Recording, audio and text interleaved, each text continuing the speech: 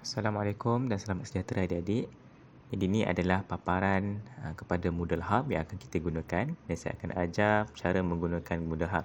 Dan kita boleh lihat kat sini adalah tajuk utama iaitu KLK Smart Farming. Dan adik-adik boleh scroll ke bawah. Kita ada beberapa topik iaitu pemberitahuan maklumat, modul 1 dan apa yang telah adik-adik belajar sebelum ni lah berkaitan dengan kelas kita yang pertama. Okay, baik, kalau scroll ke bawah, kita ada kandungan-kandungan pembelajaran yang telah kita letak di sini. Dan kalau kita boleh lihat dekat bahagian pemberitahuan maklumat, dekat bahagian pengumuman, ada cara menggunakan Moodle, jom berkenalan.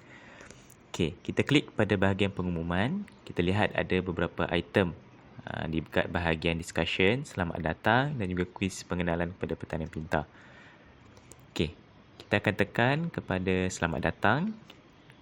Kat bahagian selamat datang, okay, kita ada pengumuman lah, iaitu dalam kursus selama 4 minggu ini, para pelajar akan mempelajari tentang pertanian pintar, pengenalan kepada Arduino, penggunaan sensor dan membina sistem penyiraman automatik. Okay, baik, ini adalah bahagian pengumuman dan kita boleh lihat di sebelah kanan hujung, kita boleh pergi kepada bahagian seterusnya, iaitu kuis pengenalan kepada pertanian pintar. Okay, bila kita klik, dia akan terus ke bahagian yang seterusnya. So, ini adalah bahagian untuk kuis pengenalan kepada pertanian pintar. Okay, baik, seterusnya kita patah balik. Kita tekan sahaja dekat bahagian selamat datang semua dan boleh tekan dekat bahagian smart farming. So, dia akan terus patah balik kepada bahagian paparan yang asal. Okay, ada juga cara menggunakan Moodle dan ada bahagian jom berkenalan. Ini adalah bahagian discussion ataupun forum. Adik-adik tekan, hai adik-adik. Dan adik-adik boleh reply dekat bahagian sebelah kanan. Dekat bahagian reply. Dan boleh tulis apa-apa pandangan adik-adik lah berkaitan apa yang Cik Lydia sebut. Okay, bagi contoh, hai, saya Izal. Pandangan saya mengenai pertanian pintar adalah sekian. Okay, bila dah adik-adik dah habis, adik-adik boleh post to forum. Boleh post to forum. Okay, ingatlah boleh tulis. Jangan lupa akan kena tekan reply dulu.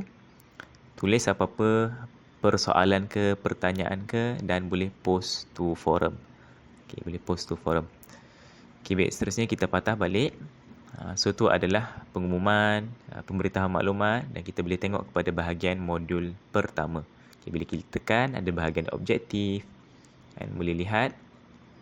Seterusnya modul yang lain adalah banyak-banyak yang telah kita pelajari sebelum ni. Ada video, ada poster dan sebagainya. Okay, so, sebagai contoh, kita tekan dekat cabaran yang dihadapi oleh petani. Dekat sini, kita ada dia punya topik dan juga huraian dan juga ada poster. Dan kau boleh lihat dekat sebelah kanan ada table of contents. Mana lebih kurang yang kata subtopik kepada cabaran yang dihadapi oleh petani. Ada perubahan iklim dan kalau kita tekan dekat kos pengeluaran, kita akan keluarlah apa maklumat ataupun info berkaitan dengan subtopik tersebut. Dekat sini kita ada open block. Boleh tekan, kita akan nampak table of contents dan boleh tutup ataupun boleh klik saja dekat anak panah untuk kita ke bahagian yang seterusnya. Next slide. Kita patah balik. Dan ada satu lagi yang saya nak tunjuk, iaitu berkaitan dengan quiz. Kita ada quiz dan Moodle Hub ni kita boleh buat quiz, jalankan quiz. So, bila kita tekan, kita tekan, kita nampaklah your attempts. Yang ni yang saya telah tekan, yang telah saya buat. So, saya continue your attempt. So, dekat sini kita boleh jawab lah. Jawab. Ini saya jawab secara random saja. Untuk sebagai contoh, next page. Dia ada kat sini kita letak 10 soalan. So, adik-adik boleh jawab, boleh lihat kepada soalan yang telah diberikan dan letaklah apa-apa jawapan yang dirasakan sesuai dan dirasakan betul. Okay, next. Okay, next. Okay, next. Okay, dan adik-adik boleh juga kalau contoh tak rasa yakin ataupun rasa adik-adik jawapan salah, boleh clear my choice dan boleh jawab jawapan yang baru. Okay, next page. So, ini last question. So, finish attempt. Okay, dekat sini dia boleh nampak status jawapan adik-adik. Dah dijawab atau belum. Kalau lihat ke sini, soalan nombor 5 belum dijawab. So, kita boleh patah balik. Tekan previous page. Previous page. Sampai dekat soalan nombor 5. Okay, mungkin saya terlupa jawab tadi. So, boleh tekan next page.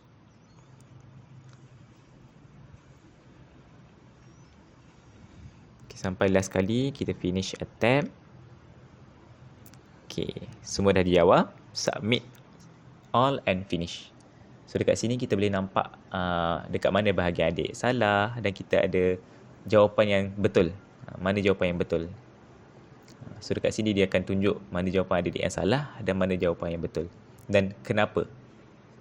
Okay, dekat sini kita boleh tengok kita punya markah ataupun grade. Sejauh mana adik-adik betul daripada 10 soalan kuis tadi. So, jadi itu adalah macam mana cara kita menggunakan Moodle Hub. Sebenarnya banyak benda yang kita boleh explore melalui Moodle Hub ni.